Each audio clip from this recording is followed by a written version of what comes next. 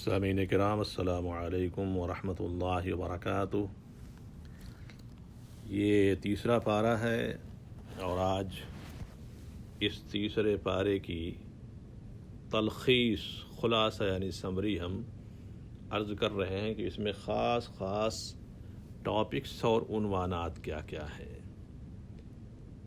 تو اس میں خاص طور سے سب سے پہلے انبیاء و مرسلین کے درمیان ہمارے آقا کی فضیلت بیان کی گئی ہے۔ پھر اس میں آیت الکرسی شریف کا ذکر ہے جو بہت ہی عظیم الشان قرآنی دعا ہے، اور آگے جا کر کے حضرت ابراہیم علیہ السلام اور نمرود کے درمیان ایک مکالمہ اور مناظرہ بھی ذکر کیا گیا ہے۔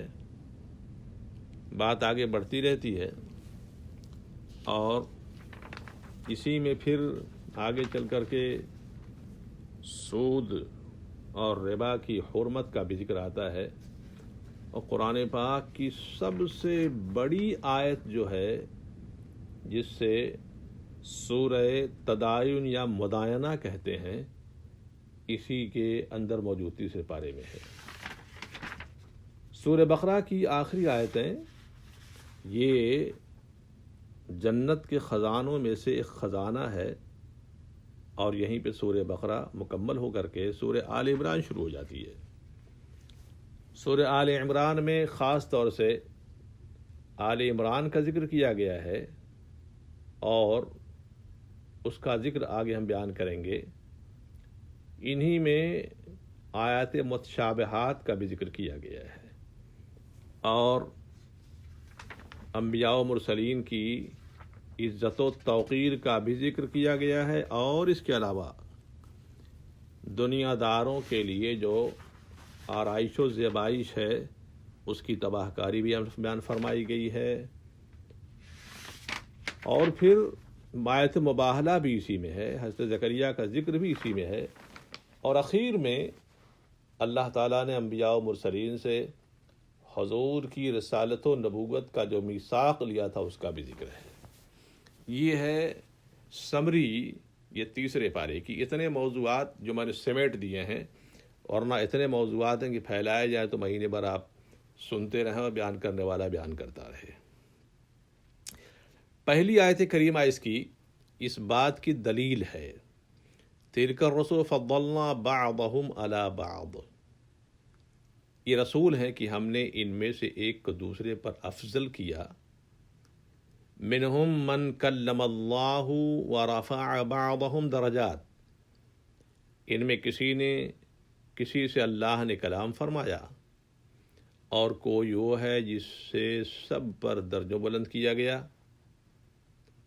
وآتینا عیسی ابن مریم البینات وأیدناہ بروح القدس، اور ہم نے مریم کے بیٹے عیسیٰ کو کھلی نشانیاں دیں اور پاکیزہ روح سے اس کی مدد کی۔ یہاں پہ ایک کامن طریقے پر پہلے بات بیان کی گئی کہ یہ رسول اور انبیاء ہیں، ان میں سے بعض کو اللہ نے بعض پر فضیلت دی ہے۔ تو دیکھیں، نوح علیہ السلام ان کو سیکنڈ آدم کہا جاتا ہے، آدم ثانی کہا جاتا ہے، کہ چونکہ طوفان نوح کے بعد جب دنیا ختم ہو گئی تو آپ کی کشتی پر جو لوگ سوار تھے وہ جودی پہاڑ پر اترے، اور وہاں سے پھر گویا کی نشأت ثانیہ یعنی دوبارہ پھر اس دنیا کا آغاز ہوتا ہے، آپ یوں کہہ لیجیے، اسی ان کو آدم ثانی سیکنڈ ایڈم کہا جاتا ہے۔ تو یہ فضیلت ان کی ہے، اور پھر آگے چل کر کے انہی کی ذریت میں حضرت ابراہیم علیہ السلام ہیں، جن کی فضیلت کا حال یہ ہے کہ 4000 سے زیادہ انبیاء ان کی نسل مبارک میں تشریف لائے، اور خود ہمارے آقا و مولا صلی اللہ علیہ وسلم انہی کی نسل پاک سے ہیں۔ حضرت داؤد علیہ السلام کو فضیلت یہ تھی کہ وہ لوہے کو چھوتے تو وہ موم بن جاتا. ہوا ان کے زیر لگی تھی. چرند پرند شیطان جنات انسان جتنے بھی درندے حیوانات ہیں سب آپ کے حکم کے تابع تھے. آپ کو بادشاہت و نبوت دونوں عطا فرمائی گئی تھی.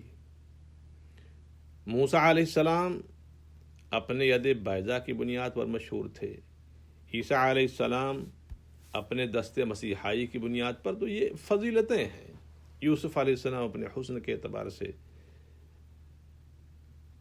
لیکن جو ذات اقدس سارے نبیوں کی خوبی اور فضائل و شمائل کی جامع ہے وہ ہمارے آقا کی ذات پاک ہے. اسی کو فرمایا اللہ تعالیٰ نے کہ منہم من کلم اللہ ورفع بعضهم درجات.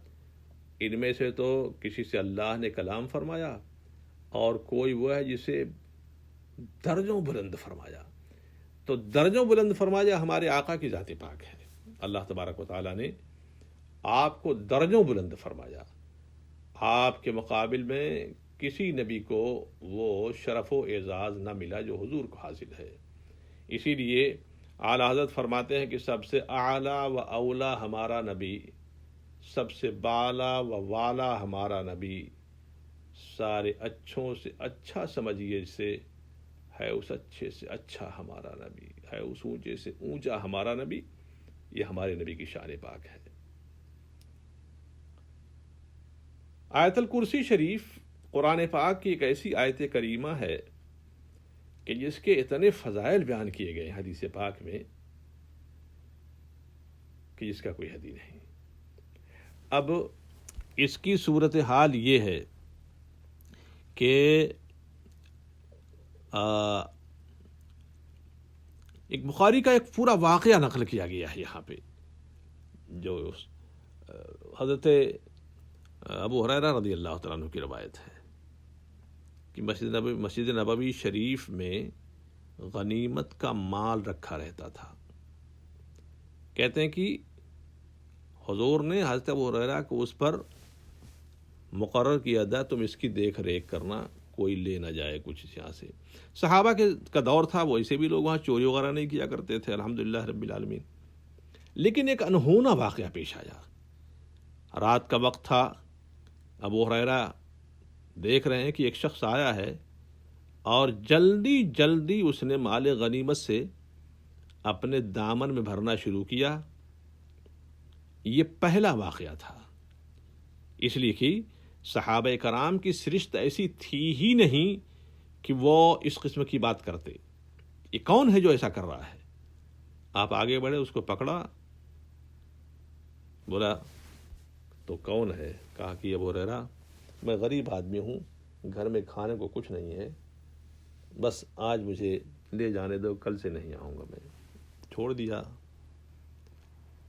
غیب بتانے والے پیارے آقا صلی اللہ علیہ وسلم صبح فجر کی نماز پڑھ کر کے جب سلام پھیرتے ہیں، پوچھتے ہیں ابو ہریرہ وہ تیرا چور کہاں گیا؟ عرض کرتے ہیں رسول اللہ اس نے ایسا ایسا کہا کہ بچے دار آدمی ہوں، اولاد زیادہ ہے، گھر میں کھانے پینے کو نہیں. ابو ہریرہ رحم کرو میرے اوپر، چھوڑ دو، میں دوبارہ نہیں آؤں گا. میں نے چھوڑ دیا اس کو. حضور فرماتے ہیں وہ جھوٹا تھا، وہ کل پھر آئے گا. ابو ہریرہ فرماتے ہیں کہ میں جب حضور نے فرما دیا پھر آئے گا تو میں بہت ہی الرٹ ہو گیا. اس کے بعد میں نے کہا دیکھوں آج آتا ہے کیسے، اگر آیا تو اس کو پکڑ ہی لوں گا، میں چھوڑوں گا نہیں. دوسری رات دیکھ رہے ہیں کہ پھر آیا بھر رہا ہے وہ. آپ گیا اس کو پکڑا، کون ہے تو، کیوں آیا؟ یہ ابو ہریرہ میں بڑا غریب آدمی ہوں، بچے زیادہ ہیں، خرچ برداشت نہیں کر پاتا ہوں، اب نہیں آؤں گا، چھوڑ دو، آج جانے دو مجھ کو. پھر چھوڑ دیا. حضور نے صبح پھر وہی جملہ ارشاد فرمایا جو پہلے دن فرمایا تھا کہ ابو ہریرہ تیرا چور کہاں گیا؟ عرض کیا رسول اللہ ایسی ایسی باتیں اس نے کی تو میں ذرا جھجک گیا تو چھوڑ دیا. فرمایا وہ پھر آئے گا، وہ جھوٹا ہے وہ. ابو ہریرہ رضی اللہ تعالیٰ عنہ کہتے ہیں میں تو عجیب حیرت میں ہوں کہ یا اللہ معاملہ کیا ہے یہ. بہرحال رات آئی اور میں آنکھیں پھاڑ کر کے دیکھتا رہا، دیکھا کہ پھر آیا وہ اور پھر بھرنے لگا اپنے دامن میں۔ میں نے اس سے کہا کہ تو کون ہے بتا، آج تجھ کو نہیں چھوڑوں گا، میں آج تجھ کو حضور کی بارگاہ میں پیش ہی کر دوں گا، صحیح صحیح بول دے۔ کہتا ہے ابو ہریرہ میں ابلیس ہوں، میں تم کو ایک بات بتاؤں، اگر تم مجھ کو چھوڑ دو تو مجھ کو بڑی اچھی بات بتاؤں گا۔ اچھا کیا بات؟ دیکھو قرآن کی ایک آیت کریمہ ہے، آیت الکرسی کہتے ہیں اس کو۔ یہ ابو ہریرہ آیت الکرسی جو شخص پڑھ لیا کرے تو شیطان کے حملے سے محفوظ ہو جاتا ہے۔ بات آئے گی، ختم ہو گئی۔ فجر کی نماز کے بعد حضور پھر کہتے ہیں ابو ہریرہ تیرا چور کہاں؟ عرض کیا رسول اللہ ایسی ایسی بات ہے، اور اس نے مجھ کو یہ کہا ہے کہ آیت الکرسی یہ ایسی ایسی ہے، اس کی یہ فضیلتیں ہیں۔ حضور نے فرمایا بات سچ کی ہے مگر جھوٹا تھا اور وہ شیطان تھا۔ تو آیت الکرسی ہے یہ۔ آیت الکرسی اگر آپ بستر پر جائیں پڑھ کے اپنے ہاتھوں پر پھونک کر کے پورے بدن پر مل لیں تو راتوں کو کسی بھی آسیبی حملے سے محفوظ رہیں گے۔ گھروں میں داخل ہوں تو آپ داخل ہونے سے پہلے دروازے پر رک کر کے آپ 3 مرتبہ آیت الکرسی پڑھیں، داہنا قدم گھر میں رکھیں، گھروں میں آیت الکرسی کا نقش لگائیں، تو اتنے فائدے اس کا کوئی حد ہی نہیں ہے، بڑی برکت کی ہے، رزق وسعت رزق اس کے اندر بیان فرمایا گیا ہے۔ کیونکہ اس آیت کریمہ میں اللہ تبارک و تعالیٰ کی خاص توحید اور اس کی عظمت اور برتری کا خصوصی ذکر فرمایا گیا ہے۔ پھر حضرت ابراہیم اور نمرود کے درمیان ایک مکالمہ بھی ذکر کیا گیا اس میں، اور حضرت عزیر علیہ السلام کی 100 سال کے بعد زندگی کا بھی ذکر کیا گیا ہے۔ حضرت عزیر علیہ السلام جا رہے تھے تو دیکھا کہ بیت المقدس کو بخت نصر نے تباہ کر دیا تھا، اور بنو اسرائیلیوں کو قتل کیا تھا، گرفتار کیا تھا۔ آپ کے ساتھ ایک برتن کھجور اور ایک پیالہ انگور کا رس تھا، اور آپ ایک گدھے پر سوار تھے، چلے جا رہے تھے۔ پوری بستی سے گزر گئے مگر کسی کو وہاں پایا نہیں، عمارتیں ڈھئی ہوئی ہیں۔ تو اللہ تعالیٰ کی بارگاہ میں آپ نے عرض کیا یا رب کریم ربی ان یحیی ہذہ اللہ بعد موتہا، اے اللہ یہ جو سب پوری آبادی کے لوگ تباہ و برباد ہو کر کے آبادی ڈھہ گئی ہے، لوگ مردہ ہو چکے ہیں، میرے مالک انہیں تو کیسے زندہ فرمائے گا؟ سوال تھا یہ کہ میں یہ دیکھنا چاہتا ہوں، مجھے یقین ہے تیری ذات پر کہ تو قادر مطلق ہے، تو ہی محیی اور ممیت ہے، زندگی اور موت تو ہی عطا فرماتا ہے، تو ان کو زندہ فرمائے گا، مگر میں یہ دیکھنا چاہتا ہوں کہ تو کیسے زندہ فرمائے گا، یہ کیسے؟ چنانچہ اللہ تبارک و تعالیٰ نے عزیر علیہ السلام کے اس کیسے کا جواب دیا کہ آپ وہاں بیٹھے اور آپ کو اونک طاری ہوئی، لیٹے تو سو گئے تو 100 سال تک سوئے رہے۔ 100 سال کے بعد آنکھ کھلتی ہے، دیکھا، اللہ اکبر،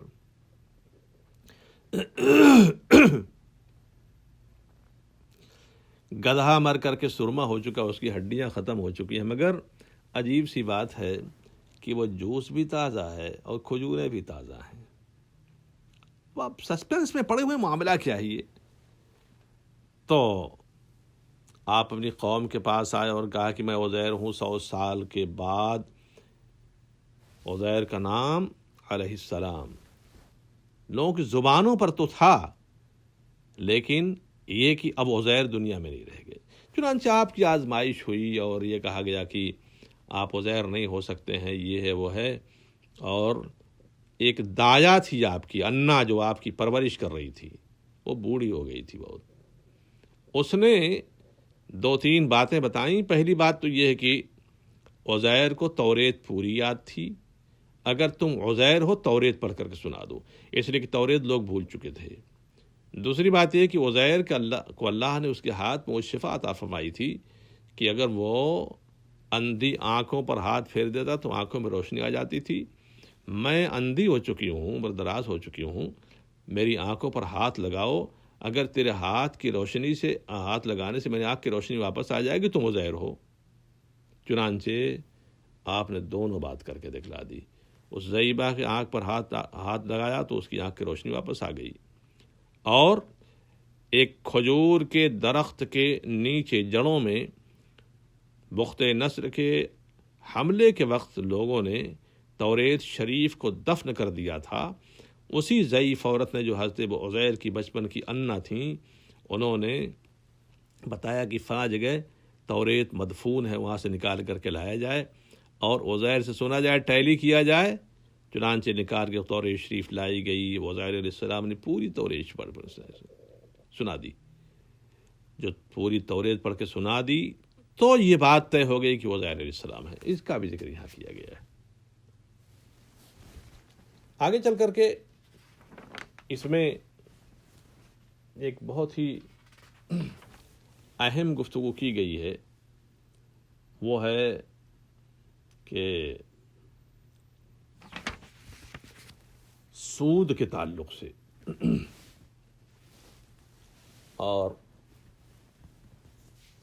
قرآن مقدس نے فرمایا اس میں الذين يأكلون الربا لا يقومون إلا كما يقوم الذي يتخبطه الشيطان من المس ذلك بأنهم قالوا إنما البيع مثل الربا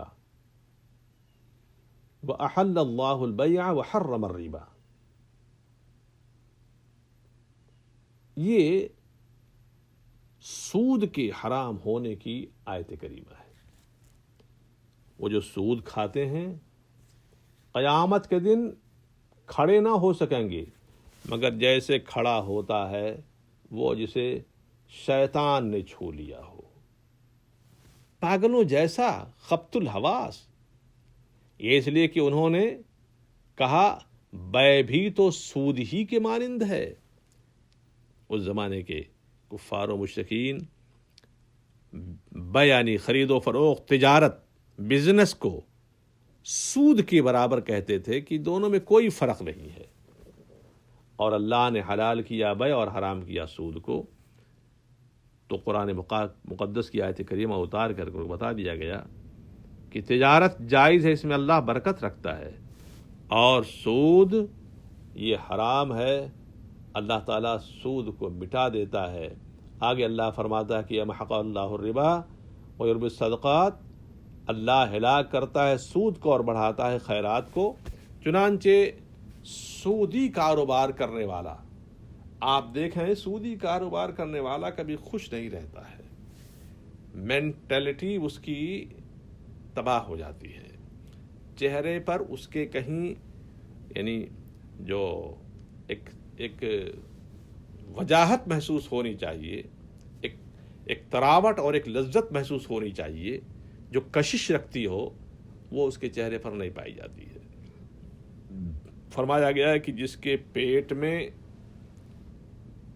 حرام کا ایک دانہ ہوگا 40 دن تک وہ اپنی عبادات کی لذت نہیں پائے گا، اور 40 دن تک اس کی عبادتوں کی لذتیں اٹھا دی جاتی ہیں. اللہ محفوظ فرمائے. تو سود اتنی بری چیز ہے. سود کو پہلے سمجھنا چاہیے کہ سود ہوتا کیا ہے، کیسے، کسے کہتے ہیں. مشکل یہ ہے کہ آج کل صورتحال یہ ہو گئی ہے کہ ہر ایک شخص فتویٰ دینے لگا ہے اور ہر ایک شخص مفتی بن گیا ہے. اس لیے غلط کو صحیح اور صحیح کو غلط بیان کر کے لوگ یہ سمجھتے ہیں کہ ہم نے بہت بڑا تیر مار لیا ہے. میرا مشورہ ان حضرات سے ہوگا کہ شرعی امور میں جہاں تک آپ کو کچھ کہنے یا کرنے یا بتانے کی اجازت ہے وہاں تو آپ بتائیں نماز پڑھو، روزہ رکھو، یہ آپ کو کہنے کی اجازت ہے؟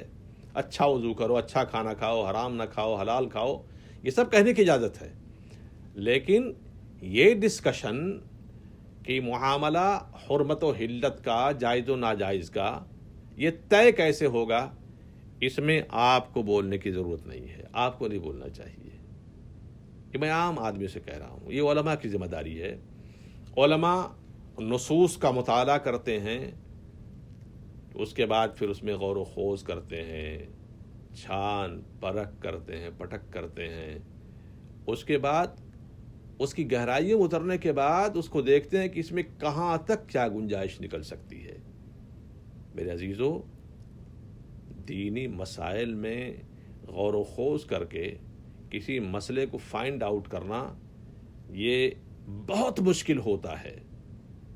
آدمی پہاڑ ہٹا سکتا ہے، مگر یہ ذمہ داری کوئی معمولی ذمہ داری نہیں ہوتی کہ اس لیے کہ ایک مسئلہ اگر غلط بیان کر دیا اور امت اس پر عمل کرتی رہی تو ہر برائی کا جو ہے وہ حصہ اس غلط مسئلہ بتانے والے کے حق میں جائے گا. اللہ ہم سب کو محفوظ فرمائے. سود کے تعلق سے فقہی کتابوں میں بڑی لمبی لمبی بحثیں کی گئی ہیں کہ سود کب ہوتا ہے، کیسے ہوتا ہے، سود کس کو کہتے ہیں، کون کون سی شکل یہ ہے کہ جس میں زیادتی ہو جائے تو سود نہیں بنے گی، اور کب وہ ذاتی سود بن جایا کرتی ہے. تفصیلات ہے. دارالحرب کے اندر اس کا کیا حکم ہے، دارالاسلام کے اندر اس کا کیا حکم ہے، یہ سب مسئلے ہیں. اس چھوٹی سی ڈسکشن میں جو ہم تلخیص القرآن میں بیان کر رہے ہیں، اس میں ہم اس کو واضح نہیں کر پائیں گے. اگر آپ کو شوق ہے معلوم کرنے کا، ٹائم نکال کر کے آئے اپائنٹمنٹ لے کر کے انشاءاللہ بیٹھیے، سنیے اور سمجھیے. تو یہ اللہ تبارک تعالیٰ فرماتا ہے کہ اللہ سود کو مٹا دیتا ہے اور تجارت کو جو ہے وہ فروغ دے دیتا ہے. تجارت چھوٹی ہو یا بڑی ہو، اگر وہ سچائی کے ساتھ کی جاتی ہے تو اللہ تعالیٰ اس میں اتنی برکتیں دے دیتا ہے جس کا کوئی حد ہی نہیں. یہاں ایک واقعہ میں ضمناً عرض کرنا چاہوں گا کہ کہتے ہیں کہ ایک حکیم صاحب تھے، بڑے اللہ کے اوپر بھروسہ کرنے والے. وہ صبح اپنا مطب کھولتے، ڈسپنسری کھولتے، اور ان کا ایک سرٹین لمٹ ہوتی تھی. ان کی اہلیہ محترمہ بتاتی ہیں کہ دیکھیے آج کا ہمارے گھر کا خرچہ اتنا ہے، 100 200 150. اس کے بعد وہ جو مریضوں کو دیکھتے، جو ہی وہ لمٹ پوری ہوتی مطلب بند کر دیتے، اور اس کے بعد پھر کسی کو نہیں دیکھتے. فرماتے تھے کہ آج کی اتنے کی ذمہ داری اللہ نے مجھے دی ہے، میں نے اتنا حاصل کری، اللہ کرم سے مجھ کو ضرورت نہیں ہے. بات ختم ہو گئی. ایک روز ان کی اہلیہ نے جب سامان لکھایا تو لکھانے میں اس میں ان کی بالغ بچی کے شادی کے تعلق سے جہیز کے اہتمام کا بھی ذکر تھا. حکیم صاحب اس پرچے کو لیتے، جیب میں ڈال دیتے، سیدھے مطب چلے آتے تھے. آج جب مطب میں پہنچ کر کے انہوں نے اس کو دیکھا تو ان کے ہوش اڑ گئے کہ بچی بالغ ہو گئی ہے، اس کی شادی کرنی چاہیے، اور جہیز کا اہتمام. دل تھوڑا بے قرار ہوا، دعا کے لیے ہاتھ اٹھایا، اللہ جو میری ذمہ داری ہے میں نے کیا ہے، اب کر رہا ہوں. میرے مالک، یہ تو نے عطا فرمائی ہے نعمت کبریٰ، نعمت عظمہ مجھ کو، میری بچی، اب اس کے ہاتھ پیلے کر رہے ہیں مالک، تو اس کی بھی ذمہ داری سنبھال لے. بات آئے گی، ختم ہو گئی، چلے گئے. کہتے ہیں کہ ایک شخص تھا، وہ کہیں برطانیہ وغیرہ کا رہنے والا، وہ کسی زمانے میں حکیم صاحب سے علاج کروایا تھا اس نے، اور اس کو اولاد نہیں ہوتی تھی، اولاد ہو گئی تھی. زمانے کے بعد وہ آیا اور اس نے حکیم صاحب کے دروازے کے سامنے گاڑی روکی، کار سے اترا اور ایک بیگ تھمایا. حکیم صاحب ہچکچائے. انہوں نے کہا ہچکچائیے نہیں، میں آپ کا پرانا کلائنٹ و مریض ہوں، آپ نے کسی زمانے میری مدد کی تھی جس وقت میری گاڑی پنچر ہو گئی تھی اور مجھے کوئی پانی پلانے والا نہیں تھا، آپ نے بڑی اپنائیت کا ثبوت دیا تھا، یہ آپ کے لیے ہے. گاڑی میں بیٹھا اور سامان دے کے چلا گیا. اللہ تبارک و تعالیٰ نے اس میں اس بچی کے جہیز کا انتظام رکھا تھا, پردے غیب سے انتظام فرمایا. تجارت, سود ہوتا تو مٹا دیا جاتا وہیں پہ. پھر آیت مدائنت ہے کہ اس میں قرض لینے کے بارے میں بیان فرمایا گیا ہے کہ قرض جب لو تو جس سے جو قرض لو اس کو ادا کر دیا کرو جلد از جلد. اس لیے کہ اگر قرض دینے والا, جس نے قرض دیا ہے, قرض لینے والا, اگر قرض لینے والا اپنے وقت مقررہ پر ادا نہیں کر پا رہا ہے تو قرض دینے والے کو چاہیے کہ اس میں تھوڑا سا ڈھیل دے. چل بھائی 2 مہینہ اور صحیح, 3 مہینہ اور صحیح, لیکن قرض ادا کرے.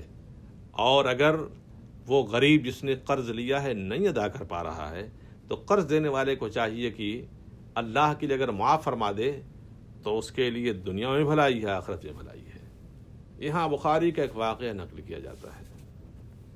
واقعہ یہ ہے کہ ایک مرتبہ ایک شخص نے ایک آدمی سے قرض لیا اور قرض لے کر کے چلا گیا تجارت پر. وہاں گیا, کسی وجہ سے پھنس گیا, نہیں آ سکا اور وقت مقررہ آ گیا. بہت پریشان ہوا وہ کہ میں نے اس بندے سے یہ وقت لیا تھا کہ میں تیرا قرض اس وقت ادا کر دوں گا اور میں یہاں مجبور ہوں, طوفان ہیں, حادثات ہیں, نہیں پہنچ پا رہا ہوں. بخاری کی روایت پورا قصہ بخاری میں بیان فرمایا گیا ہے. چنانچہ اس نے ایک بانس لیا, بمبو, اور اس میں اندر کے حصے کو خالی کیا. اس نے وہ درہم و دنانیر جو تھے 1000 یا 1200 جو بھی تھا, جو پیسہ تھا, اس میں اس بمبو میں اس بانس کے اندر رکھ کر کے بند کر دیا.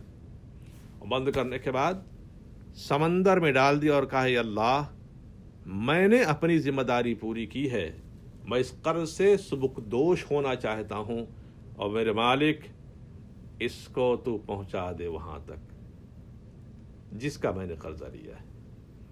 وہ تاجر جس نے قرضہ دیا تھا اس کا کوئی جہاز گیا تھا اور اس کے بعد وہ روزانہ آ کر کے دیکھتا تھا کہ اس کا جہاز آیا کہ نہیں. ایک دن دیکھا کہ وہ اس کو خبر ملی کہ وہ اس کا جہاز تباہ ہو گیا ہے, مگر دیکھا کہ ایک بمبو بہتا ہوا آ رہا ہے.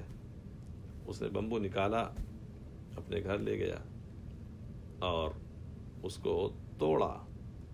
توڑنے کے بعد دیکھا تو اس میں ایک خط لکھا ہوا ہے اور وہ رقم موجود ہے, اور لکھا, میرے بھائی, میں تیری رقم کو وقت پر ادا نہیں کر سکا اور یہ تیری رقم ہے, اسے قبول فرما لے, مجھے معاف فرما دے. میرے عزیزو, قرض اتنی عظیم دولت ہوتی ہے. یہاں کا کانسیپٹ یہ ہے کہ ہمیں لے لو, کون دیتا ہے یار, گناہ کا کام ہے یہ. لمحہ لمحہ گناہ اس کے ذمہ ہوتا چلا جاتا ہے.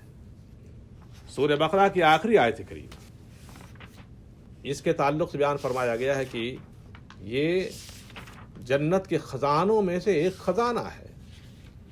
چنانچہ ان آیات کریمہ کو اللہ تبارک و تعالیٰ نے معراج کی رات اللہ نے حضور کو عطا فرمایا تھا, اور اس کا پڑھنا اتنے ثواب کا باعث ہے. اسی لیے فرمایا گیا ہے کہ اپنے مردوں کے سرہانے آیت الکرسی, یہ سورہ بقرہ کی شروع آیت کریمہ بھلہون تک پڑھو, اور پائیں تھی للہ ما فی السماوات سے پڑھو اور بخشش کی دعا کرو, تو اس سے مردے کو قبر میں عذاب کی تخفیف ہوتی ہے, عذاب ہلکا ہو جاتا ہے, بلکہ عذاب اٹھ بھی سکتا ہے. سورہ آل عمران شریف, اس میں آل عمران کا ذکر ہے. حضرت مریم جن کی والدہ حنہ ہیں, ان کا ذکر ہے اس میں کہ حضرت مریم ان سے پیدا ہوئیں, پھر حضرت مریم سے حضرت عیسیٰ علیہ السلام پیدا ہوئے. حضرت مریم کی پیدائش کا پورا ذکر اس میں بیان فرمایا گیا ہے. لیکن ہم جو فوکس کریں گے یہاں پہ وہ سورہ آل عمران کی خاص آیت کریمہ, اس کو ذرا غور سنیے گا. آیت کریمہ یہ ہے, اس کو آیت متشابہ کہتے ہیں. هو الذی انزل علیک الکتاب منہ آیات محکمات ہن ام الکتاب وأخرى متشابهات فأما الذين في قلوبهم زيغ فيتبعون ما تشابه منه ابتغاء الفتنة وابتغاء تأويله وما يعلم تأويله إلا الله والراسخون في العلم. اور وہی ہے جس نے تم پر یہ کتاب اتاری, یعنی قرآن پاک, اس کی کچھ آیتیں صاف معنی رکھتی ہیں، وہ کتاب کی اصل ہیں، اور دوسری وہ ہیں جن کے معنی میں اشتباہ ہے، شبہ ہوتا ہے، سسپنس ہوتا ہے، وہ جن کے دلوں میں کجی ہے، ٹیڑھا پنی ہے، وہ اشتباہ والی کے پیچھے پڑتے ہیں گمراہی چاہنے کے لیے، اس کا پہلو ڈھونڈنے کو، اور اس کا ٹھیک پہلو اللہ ہی کو معلوم ہے اور پختہ علم والے۔ کہتے ہیں کہ قرآن کی آیت کریمہ 3 طریقے کی ہیں۔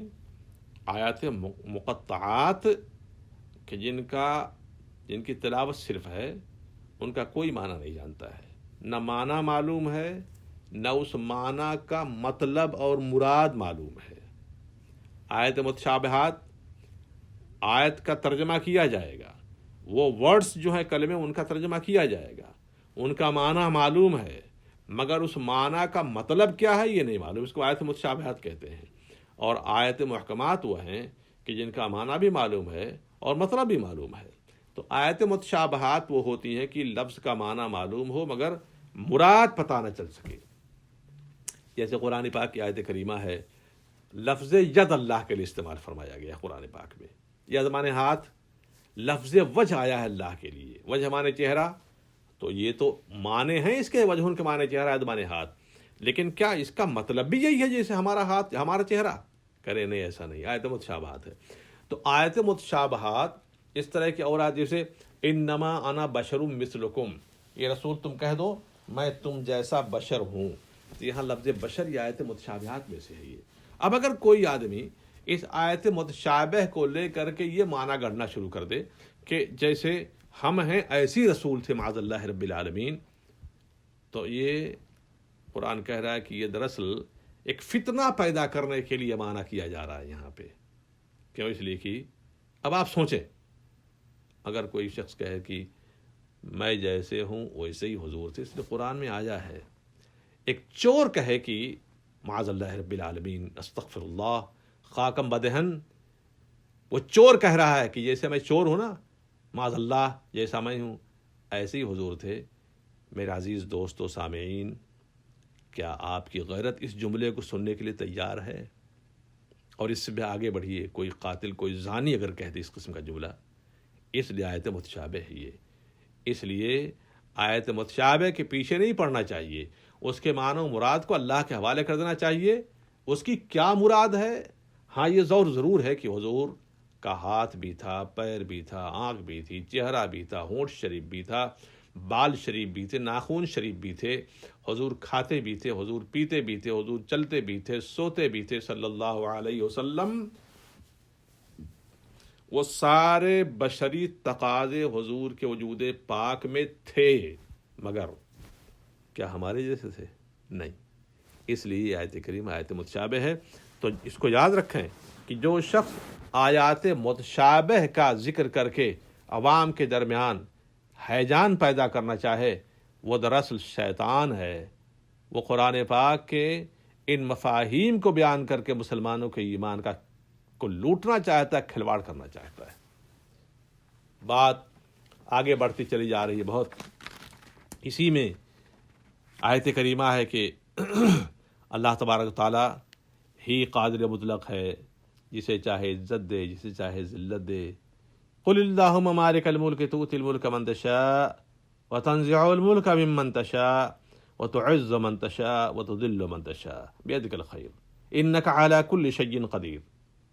یوں عرض کر اے اللہ، ملک کے مالک، تو جسے چاہے سلطنت دے اور جسے چاہے سلطنت لے لے، اور جسے چاہے عزت دے اور جسے چاہے ذلت دے، ساری بھلائی تیرے ہی ہاتھ میں ہے، بے شک تو سب کچھ کر سکتا ہے۔ خدائے قدوس کی بارگاہ میں انسان کو اپنی التجائیں پیش کرنی چاہیے۔ دنیا دار کیا کوئی مدد کرے گا کسی کی؟ میرا رب سب کو دیتا ہے، میرا رب عزت دیتا ہے، میرا رب ذلت دیتا ہے۔ جسے دنیا والے ذلیل کہتے ہیں، ڈریں اگر وہ اللہ کی بارگاہ میں عزیز ہے تو، اور جسے دنیا والے عزیز کہتے ہیں ڈرو کہیں ایسا نہ ہو کہ اللہ کی بارگاہ میں ذلیل ہے تو۔ دنیا کی آنکھ فریب کھا سکتی ہے، رب کریم کی بارگاہ میں جس کی وجاہت ہے وہ عزت والا ہے۔ قرآن نے فرمایا وَلِلَّهِ الْعِزَّةُ وَلِرَسُولِهِ الْمُؤْمِنِينَ، عزت اللہ کے لیے ہے، عزت رسول کے لیے، عزت مومنوں کے لیے ہے۔ اسی میں آگے چل کر کے حضور کی محبت کا خاص ذکر فرمایا گیا اور ارشاد فرمایا گیا کہ قل ان کنتم تحبون اللہ فاتبعونی یحببکم اللہ، اے محبوب تم فرما دو کہ لوگو تم اللہ کو دوست رکھتے ہو تو میرے فرما بردار ہو جاؤ، اللہ تمہیں دوست بنا لے گا اور تمہارے گناہ بخش دے گا، اور اللہ بخشنے والا مہربان ہے۔ تو حضور کی محبت جان ایمان۔ پھر حضرت مریم کا ذکر فرمایا گیا ہے کہ آپ کی والد ماجدہ حضرت حنہ نے اللہ کی بارگاہ میں ایک دعا کی تھی کہ اللہ اگر میرے بیٹا پیدا ہوا تو میں اس کو بیت المقدس کی حفاظت اور خدمت کے لیے وقف کر دوں گی۔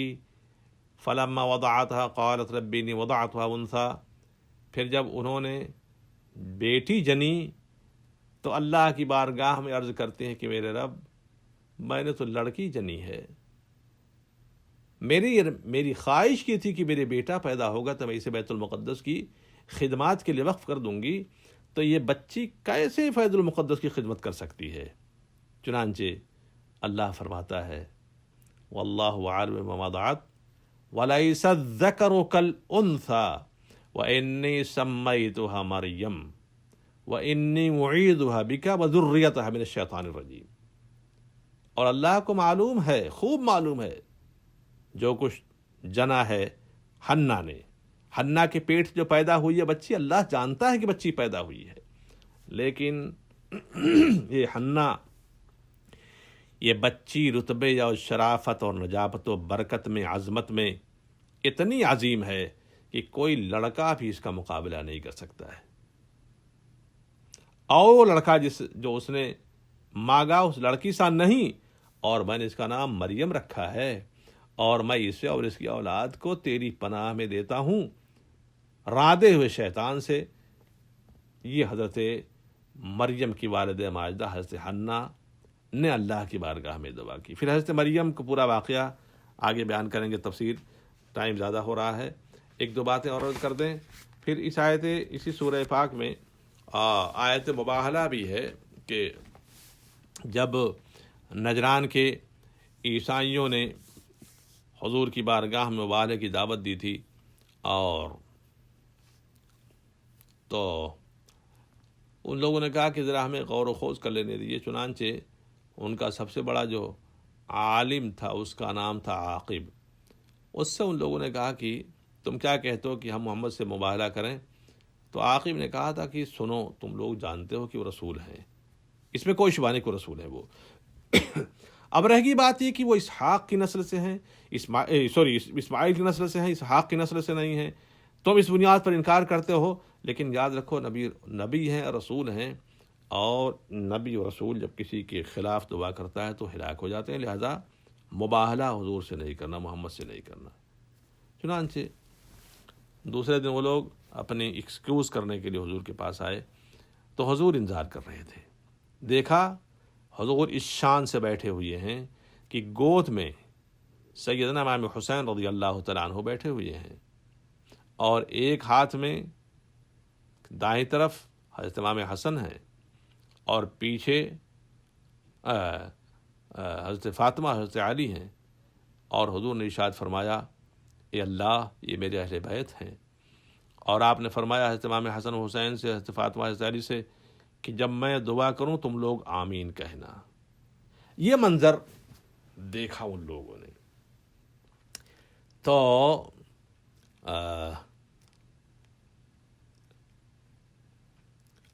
اس کے سب سے بڑے عالم نے، جو پادری تھا، اس نے کہا کہ میں نے تم سے پہلے کہا کہ ان سے مباہلہ نہیں کرنا، میں دیکھ رہا ہوں کہ یہ جو پانچوں ہیں، 5 حضرات ہیں، یہ اگر یہ دعا کریں گے تو اس پر تو آسمان ٹل جائے گا، اتنا یاد کر لو۔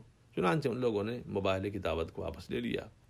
حضور فرماتے ہیں صلی اللہ علیہ وسلم اگر وہ لوگ مباہلہ کرتے تو کوئی بھی عیسائی زمین پر باقی نہیں رہتا، سب سور اور بندر بنا دیے جاتے، اور 1 سال کے اندر ان کا وجود پوری صفحہ ہستی سے مٹا دیا جاتا، ان کے جنگلوں میں آگ بھڑک اٹھتی۔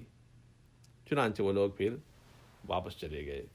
اخیر میں نبی کریم صلی اللہ علیہ وسلم کی دنیا میں تشریف آوری کا ذکر ہے، اور نبیوں اور رسولوں سے جو اللہ تعالیٰ نے وعدہ معاہدہ کیا تھا، وعدہ لیا تھا، میثاق لیا تھا، اس کا ذکر ہے، اور اسی پر پھر یہ تیسرا پارہ مکمل ہو جاتا ہے انشاءاللہ۔